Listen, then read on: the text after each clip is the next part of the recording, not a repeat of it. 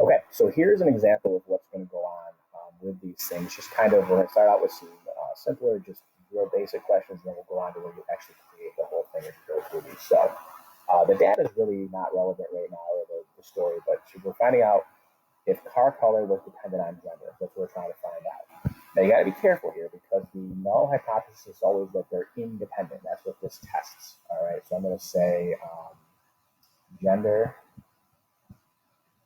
and color preference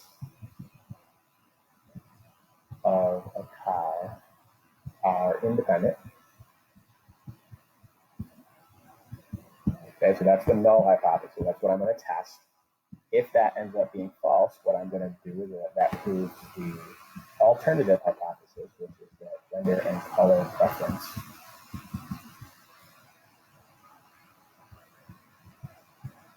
of a car are dependent. All right, so there's my null and alternative hypothesis. Degrees of freedom. Now you got to be careful here. There are 2 because we don't count the total, and there are 4. The degrees of freedom is 2 minus 1, 4 minus 1. Now you can actually put that right in your calculator just like that, okay? Or you can actually do it and go, all right, well that's 1 times 3. It's going to give you 3 either way, all right? But I'm going to go to my calculator. I'm going to put in 2 minus 1 times 4 minus 1.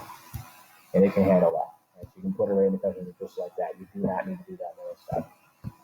Now, what's going on here is it says, show the expected number of males who prefer black cars as 10.45. The IB exam does ask you sometimes just to like confirm things. And when they ask you to confirm things, we know that it's true. So this is row total times column total divided by grand total. All right. So I'm going to use RT times CT divided by T, the total. Okay. So it wants males who prefer black cars. We're going to figure out where that is. Males, black cars is in that box right there. So the row total is 38. The column total is 22. All right, and the grand total is 80. So it's going to be 38 times 22 divided by 80. That's what we would expect to be there based on this data being completely random from the selections that we have right there. I'm going to go to my calculator, put it in the fraction just to be safe. So 38 times 22 over 80. So I would expect, and of course it gives me a, that'll happen sometime, but I put it in the fraction, just have to divide it. 10.45 is our expected frequency. So 10.45, which is what we should have gotten right there.